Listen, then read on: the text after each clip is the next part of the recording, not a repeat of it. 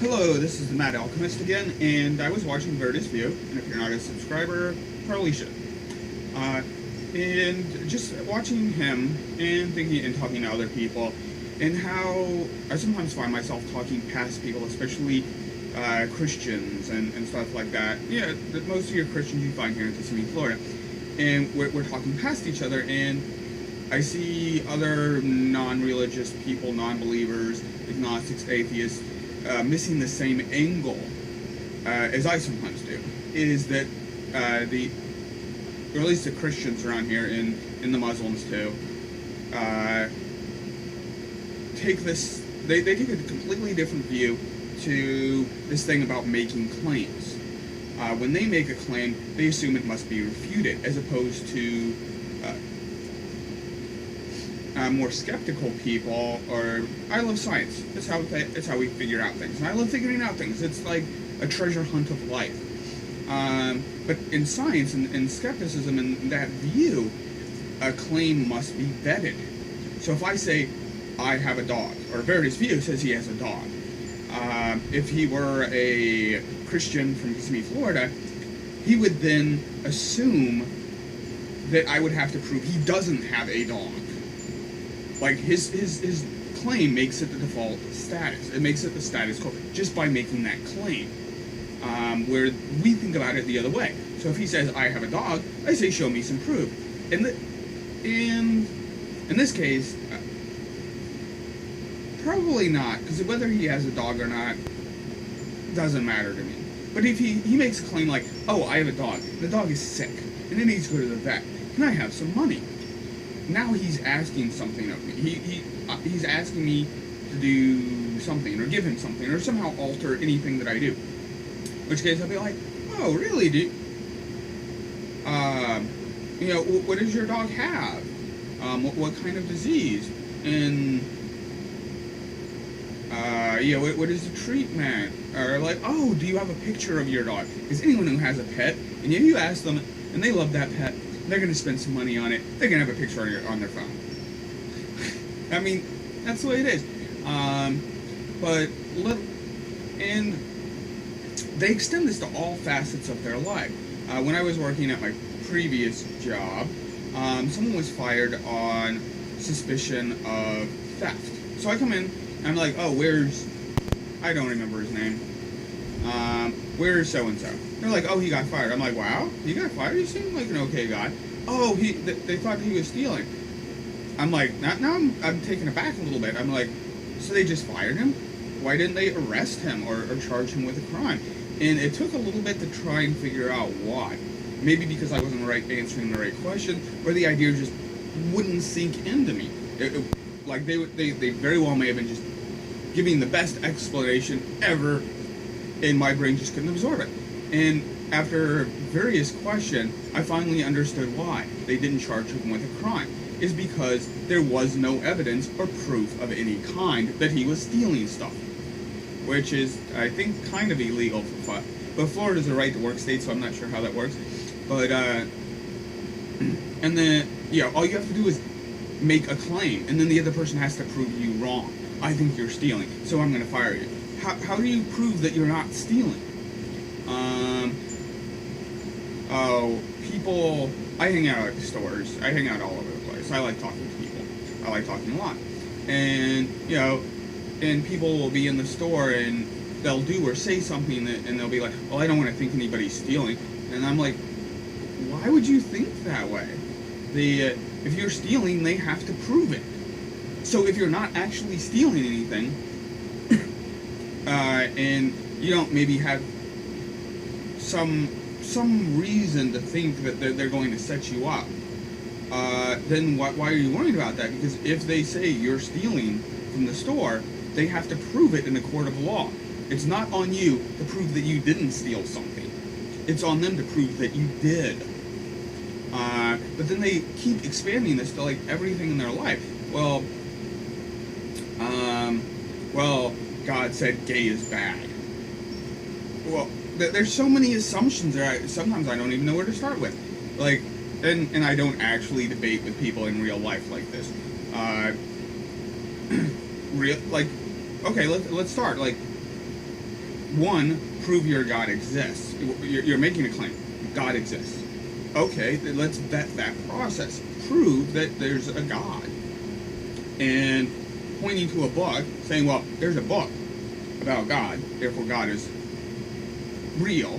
Well, there's a book about Harry Potter. There's lots of books about, like, snow people. Or are they Bigfoots? They don't exist, but they get the job done. Sorry.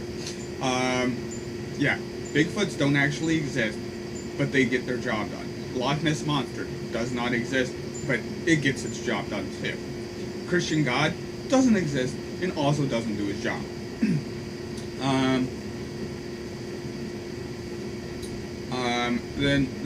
Or how homosexuality or anything other than Christian or Muslim assigned sexuality is somehow wrong. Okay, well, prove it. Like, you're making a claim. But from their point of view, that's all that's necessary, is to make a claim. It is now on you or me to disprove it.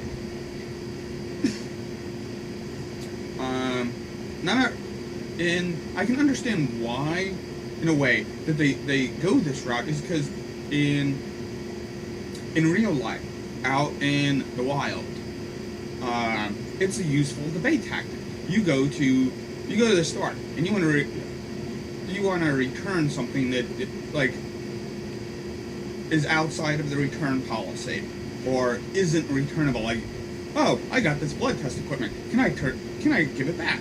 No, you can't. You can call the manufacturer and get some kind of refund, but you can't go back into the store and be like, here's some bloody stuff, or whatever else. You want something and you don't have a legitimate. You're not coming from a position of legitimacy, but you want to get your own way. This is one of the ways you do it. You approach it as you are right by default. Everyone else has to prove you wrong. And especially if this involves proving negatives. You can't prove a negative or something. And a lot of times, if you make just enough of an annoyance of yourself, you get into these circular arguments, these tautological arguments. In real life, in the wild, people will just give you what you want to make you go away. So I've seen it numerous times where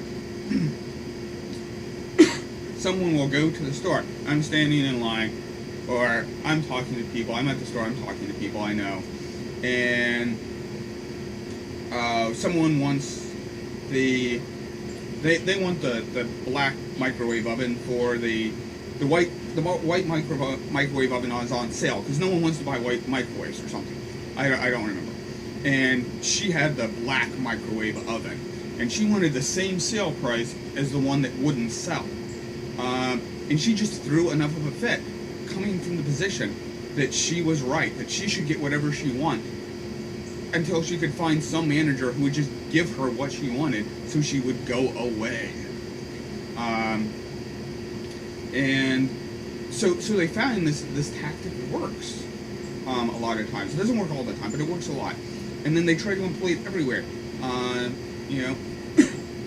And so you have some witnesses who come to your door or somehow approach you and think for whatever reason that they're going to convince you that you need to join their particular type of religion, their branch of Christianity, their specific branch, like the Mormon church at the corner of 23rd and Main or something, right?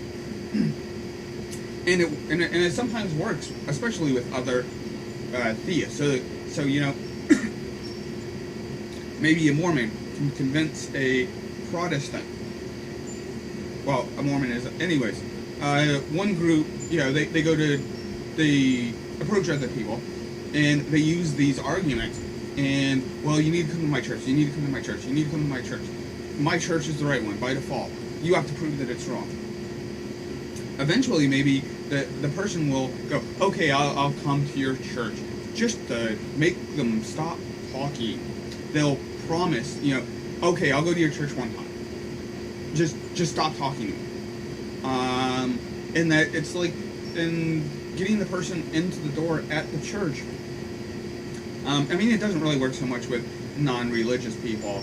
I mean, unless you're like a non-religious person who just recently left the faith, and you can be reeled back in by getting the person into that church and making them feel a sense of family and community, and those are powerful things.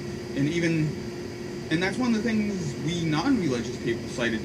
So some religious people will be like, "Oh, you don't got baby Jesus in your life. How does it have meaning?" Because I have family, I have friends, I have things I care about. So friends and family and community are important to us too.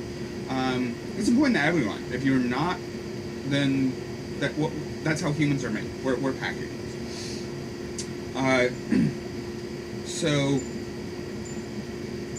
it works.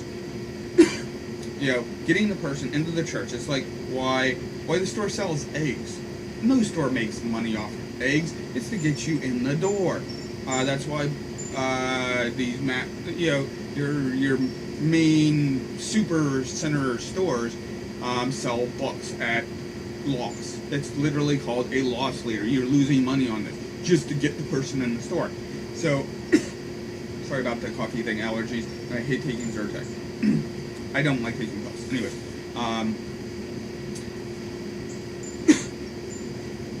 so this badgering, using all these tautological, all of these various forms of reasoning arguments to people to get them to come to their church, is that it works. It will get people to say, "Okay, I'll come to your church, just stop talking at me." And then they go to the church, and then that gets them in the door, and they can sell them on it. And this is a much longer video than I intended. I hope whoever watches it like it. I'd be interested to know if Veritas View has any opinions on anything I've said, except for my allergies. Sorry, have a good one.